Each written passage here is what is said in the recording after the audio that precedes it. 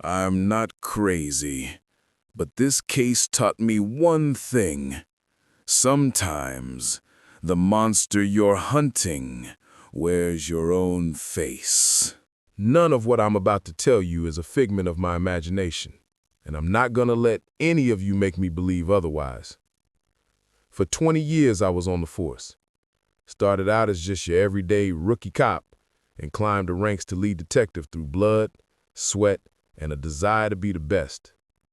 I am not crazy. What I am, however, is a man who made a mistake that has grown to haunt me as the weeks drag on. I should have never gone searching. I should have never let my pride stand in the way of my good sense. A mere 6 months before my retirement, a photograph had been brought to my desk. Little Kaylee Everson, dressed to the nines for her second-grade school photos. The image portrayed her perfectly, exactly how she was as a person. It's an image that, no matter how badly I want to, I'll never forget. She wore a snaggletooth smile, and her dirty blonde hair had been curled like that of a pageant star, with a light lavender sundress to tie the look together. Atop her head rested a bright red bow, making her completely picturesque. My partner, Detective John Ripley, tossed the picture down onto my desk before running a hand over where his hair had once been.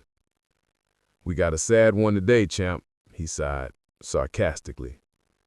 I responded with a quick ash into my fading cigarette. "When are they not, Ripley?" There was something different about this one, though. I could feel it. I could see it painted all over Ripley's face and body language. CCTV footage picked this little girl up right outside the corner store off Carter Street. She looked to be wearing her pajamas.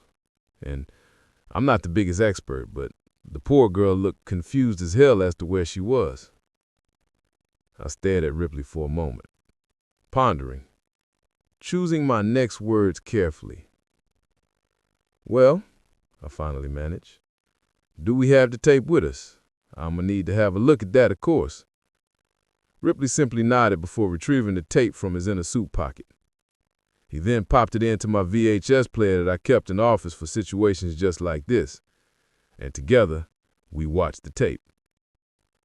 I recognized what he meant by her being confused almost immediately. The way her eyes and head darted around, almost as though she was trying to piece together not only where she was, but how she got there in the first place. The video was time-stamped at 3:18 in the morning. That was what made this footage so chilling. No sign of who dropped her off, no sign of a parental guardian, no sign of anything. Just a little girl who just so happened to stumble clumsily into the camera's frame. At approximately 3:25, Kaylee very noticeably snapped her head behind her, as though someone had been calling for her. Ever so slowly, she turned around and walked timidly towards the direction of the supposed noise. This was the last anyone had ever seen of her.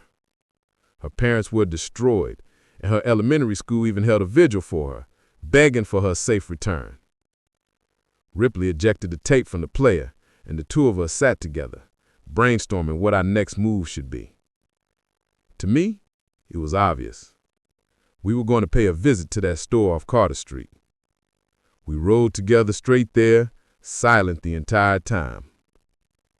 Carter Street is in a less than desirable part of town, far from Kaylee's address, and when we arrived, we found that the place was buzzing with people, which was sure to hinder our work. However, one swift flash of the badge fixed that problem right up, and soon the parking lot fell empty.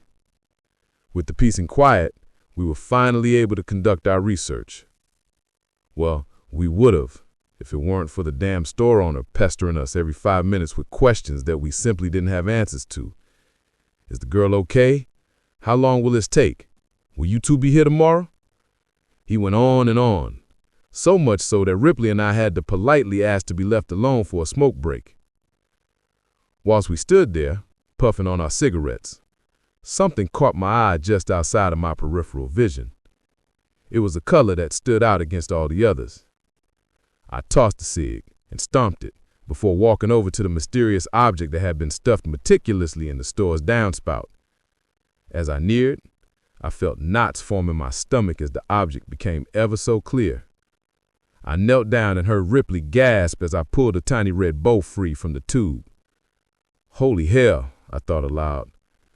Ripley must have been thinking the same thing, because before I knew it, he was right by my side. That's not what I think it is, he added. I think it is, unfortunately. The true gut punch wasn't the bow. What made mine and our partner's blood turn to ice was the note that had been fastened to the bow with a clothing pin.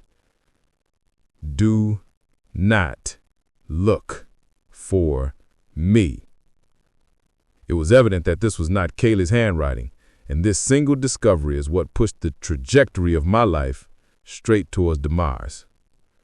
Ripley instantly phoned for backup while I analyzed the bow, completely entranced. The next thing I knew, the entire surrounding area was swarming with police presence. There had already been search teams dispatched, but those had been scattered. Some were around the elementary school, some were around her home, and some were right here with us.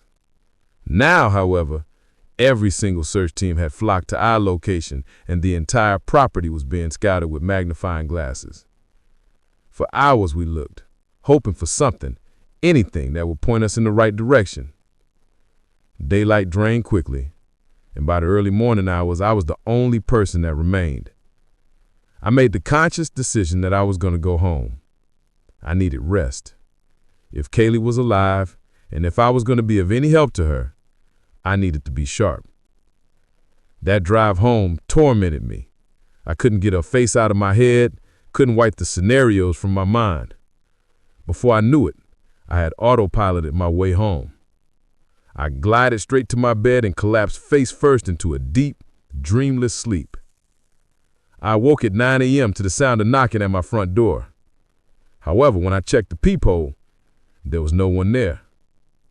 Opening the door, I found that there had been a package left carefully on my welcome mat. This immediately threw up red flags because I hadn't ordered anything since last Christmas. On top of that, the packaging was completely blank. Just a scuff-free cardboard box that weighed less than a pound. I felt a sneaking suspicion that this had been related to my case, and based on intuition, decided to take the box with me down to my office. I phoned Ripley to let him know I was on the way, and on the drive there, curiosity ate at my brain like a war prisoner who had finally found his way to a homemade dinner with his family. I had to been followed. There was no other explanation. I racked my brain trying to remember anything from the drive home the previous night, but all I could recall was my deep thought. I then became paranoid at what could possibly be hidden within the package. Paranoid at what possible state Kaylee could be in at this very moment. And, as if listening to my thoughts, like a symbiotic parasite, the box began to faintly tick. This is where my paranoia won. I couldn't no longer risk driving to the office. I pulled my car into a desolate parking garage, free of cars and people, where I then phoned in the bomb squad. I let them know about the package, the case, and filled them in on the ticking that could now be heard from the box. They instructed me to vacate the premises and await their arrival, which I obliged. 10 minutes later, the entire squad showed up, as discreetly as possible as to not create any public concern. I watched as the man in the armored suit approached the package, slowly, surely sweating from the nerves and early autumn sun. Very carefully, the man cut the tape from the box and opened the flaps. The silence of the outside world was deafening, and I seemed to only be able to hear my own heartbeat before the man broke the silence with a quick yelp as he jumped back from the box. "It's a finger," he cried. "Small one, too. Looks like it came with some kind of timer." It felt as though all the oxygen from outside had been snatched away from a vacuum in space and time. My lungs burned, and I felt my face grow beet red. The noise around me faded to static as I watched my colleagues scramble to examine the box. I could do nothing but stand there. It was as though all of my expertise and professionalism had been lost, and I knew deep down in my heart that so had Kaylee. The next couple of hours were a blur. The package had been brought back to the station for fingerprinting and analysis while I remained in my office contemplating. The ticking of the clock on my wall drove me mad to the point that I had to remove the batteries and continue moping in silence. That poor girl.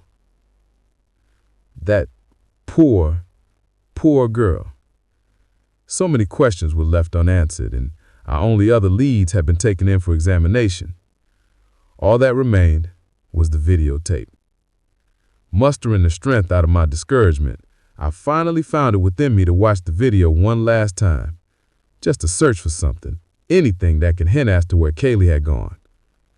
I rewound the tape 4 separate times, scanning the granny footage ferociously. On the 5th rewatch, I saw him, hidden nearly completely out of frame behind a tree at the forest line directly behind the store, directly where Kaylee had cocked her head curiously before disappearing entirely. He beckoned her over with a wave of his hand, barely visible unless you were looking with the intensity of a father who knows what it's like to lose a daughter.